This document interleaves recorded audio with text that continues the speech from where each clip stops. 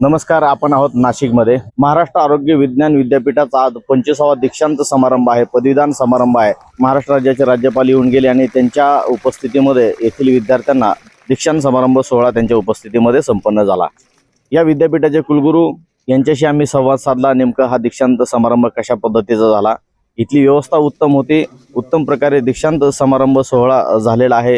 राज्यपालांनी भाषण केलं, कुलगुरूंनी भाषण केलं, प्रमुख अतिथींनी भाषण केली आणि त्यामध्ये प्रामुख्याने उल्लेख केला गेला की 2047 ला भारत विकसित होणार आहे अशा पद्धतीच्या भाषणांमधून देखील आणि त्यांच्या प्रेस नोटमधून देखील माहिती प्रसारित करण्यात आलेली आहे। परंतु काही प्रश्न आहेत जे विद्यार्थ्यांनी मांडलेले आहेत, विद्यार्थ्यांनी काही तक्रारी केलेल्या आहेत।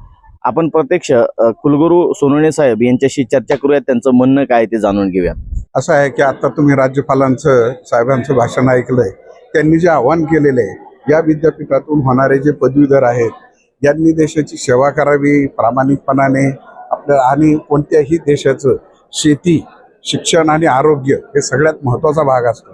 त्यातलं हे विद्यापीठ आरोग्याच्या संदर्भातलं ह्युमन कॅपिटल या देशासाठी तयार करते आणि ही आज ज्या विद्यार्थ्यांना आज पदवी, पदव्युत्तर पदवी, PhD मिळालेली आहे, आशा करू की हे देश उभारणीमध्ये पुढच्या टप्प्यामध्ये आणि सामाजिक स्वास्थ्य, आरोग्य, हेल्थ केअर याच्यामध्ये मोठं योगदान देते। एक महत्त्वाचा प्रश्न आहे सर, MPH जे विषय आपल्या इथं शिकवला प्रश्न आहे की हेल्थ MBA मयूरगिरी नावाचे शिक्षक आहेत, त्यांच्याकडे स्वतः क्वालिफिकेशन नाही असं एक तक्रारी विद्यार्थ्यांच्या नाही, ते मला पाहून सांगावं लागेल। मी ऐका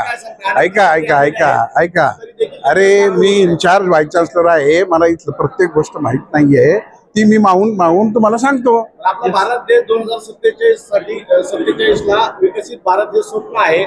असे जर क्वालिफिकेशन नसलेले शिक्षक आपल्या युनिव्हर्सिटीत शिकवत असतील तर कसा देश विकसित होईल?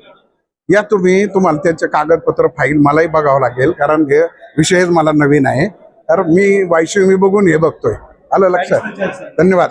आपण पाहिलं की नाशिकमधील महाराष्ट्र आरोग्य विज्ञान विद्यापीठाचा आज 25वा दीक्षांत समारंभ, पदवीदान समारंभ संपन्न झाला आणि यामध्ये कुलगुरू सोनवणे सर यांच्याशी चर्चा केल्यानंतर दीक्षांत समारंभ तर सुरळीत झाला, व्यवस्थित झाला, परंतु विद्यार्थ्यांच्या शिक्षणाबद्दल किंवा विद्यार्थ्यांनी जे तक्रारी केलेल्या आहेत त्याबद्दल त्यांनी विद्यार्थ्यांसाठी समाधानकारक उत्तर दिले नाही। विद्यार्थ्यांनी जो दावा केलेला आहे की आम्ही वारंवार तक्रारी केलेल्या आहेत की आम्हाला शिकवणारे शिक्षक, विशेषतः MPH हा विषय जो शिकवणारे, मास्टर इन पब्लिक हेल्थ हा विषय शिकवणारे प्राध्यापक मयूरगिरी यांच्याकडे तो विषय शिकवण्यासाठी जी डिग्री पाहिजे, जे क्वालिफिकेशन पाहिजे ते त्यांच्याकडे नाही असा विद्यार्थ्यांचा आरोप आहे। अशा तक्रारी अनेक वेळेस करून देखील हे जे शिक्षक आहेत ते विद्यार्थ्यांना शिकवत आहेत।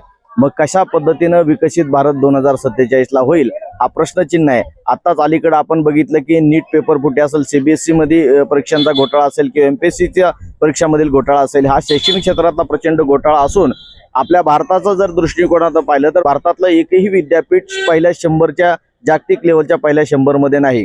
मग अशा पद्धतीचे शिक्षक असतील ज्यांच्याकडे क्वालिफिकेशनच नाही, असे शिक्षक जर विद्यार्थ्यांना शिकवत असतील आणि इथून विद्यार्थी हेल्थ सेक्टरमध्ये, मेडिकल सेक्टरमध्ये आणि डॉक्टर होत असतील आणि वैद्यकीय सेवा देत असतील तर नागरिकांच्या आरोग्याशी खेळलं जाईल असा प्रश्न उद्भवलेला आहे। आणि विद्यार्थ्यांनी जो दावा केलेला आहे, विद्यार्थ्यांनी ज्या तक्रारी केलेल्या आहेत त्या तक्रारीच्या अनुषंगाने त्या संबंधित शिक्षकावरती आतापर्यंत कारवाई झालेली नाही। कारवाई झालेली दाखवायचं आणि लगेच 15 दिवसांनी परत त्याला रुजू करून घ्यायचं, या पाठीमागे काही राजकीय पाठबळ आहे का किंवा काही बड्या लोकांचं पाठबळ आहे का, हा देखील प्रश्नचिन्ह आहे। सांगावा न्यूज साठी विनय सोनवणे, नाशिक।